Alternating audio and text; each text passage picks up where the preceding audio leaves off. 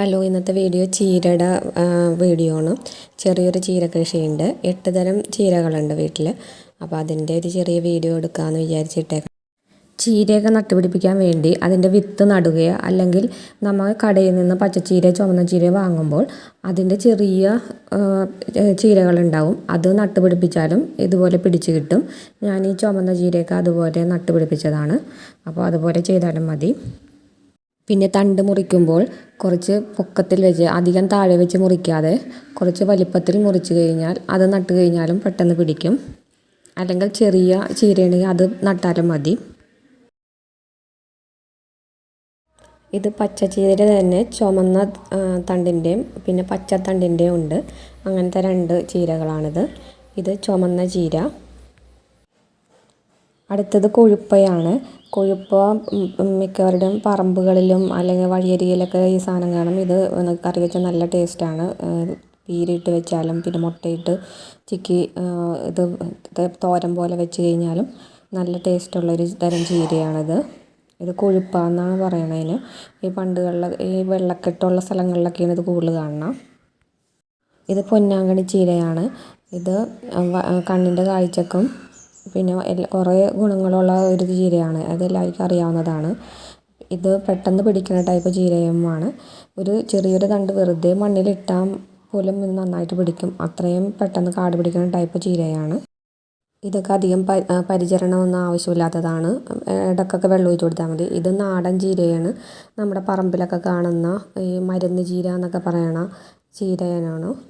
ഇത് നമ്മുടെ പണ്ടൊക്കെ വേലിപ്പത്തലുകളിലൊക്കെ ഉണ്ടായിരുന്ന കാൽസ്യം ചീര പിന്നെ ചിക്കൂർമാണി എന്നൊക്കെയാണ് ചിലർ. ഇതും പെട്ടെന്ന് പിടിക്കുന്നതാണ്. വെറുതെ ഒരു കൊമ്പ് ഒടിച്ച് നട്ട് കഴിഞ്ഞാൽ നന്നായിട്ട് പെട്ടെന്ന് പിടിക്കും.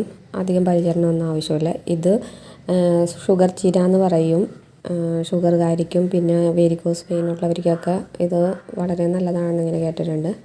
അങ്ങനത്തെ ഇനം ചീരയാണ്. ഇതിനെ ചായാമൻസ എന്നും പറയും. ഇതും പെട്ടെന്ന് പിടിക്കുന്ന ടൈപ്പ് കൊമ്പ് നട്ടാണ് ഇതിനെ പഠിപ്പിക്കുന്നത്. അടുത്തത് മുരിങ്ങ ഇലയാണ്. മുരിങ്ങയില എല്ലാവർക്കും അറിയാവുന്ന മുരിങ്ങയുടെ ഇലയും പൂവും അതുപോലെ തന്നെ കായും കറി വെക്കും. എല്ലാവരും അതിൻ്റെ മറ്റേ തൊലിയും ഭയങ്കര ഗുണമുള്ളതാണ്. അപ്പം മുരിങ്ങയൊക്കെ ഭയങ്കര ഗുണമുള്ളത് കൊണ്ട് എല്ലാ വീടുകളിലും ഒരു മുരിങ്ങ മരമെങ്കിലും നട്ടുപിടിപ്പിക്കുന്നത് വളരെ നല്ലതായിരിക്കും.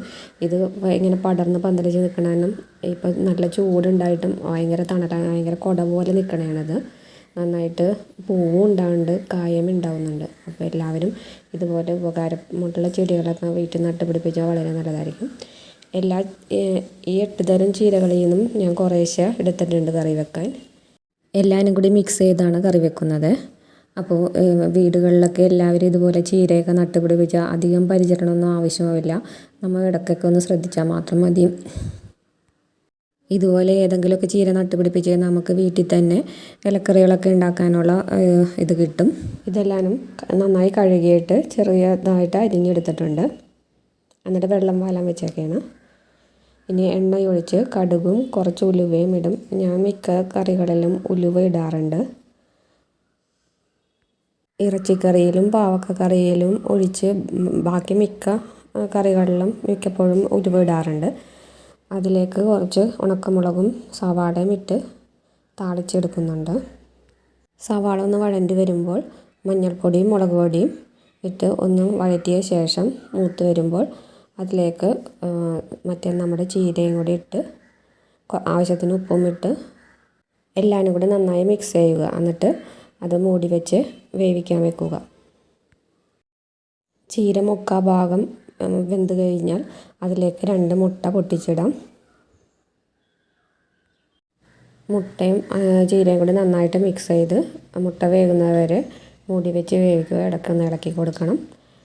അത് വെന്ത് കഴിഞ്ഞാൽ ചീരക്കറി റെഡി ആയിട്ടുണ്ട്. അപ്പോൾ ഇന്നത്തെ വീഡിയോ ഇഷ്ടമായെന്ന് വിചാരിക്കുന്നു. എല്ലാവരും ഇതുപോലെ ചീരക്കൃഷി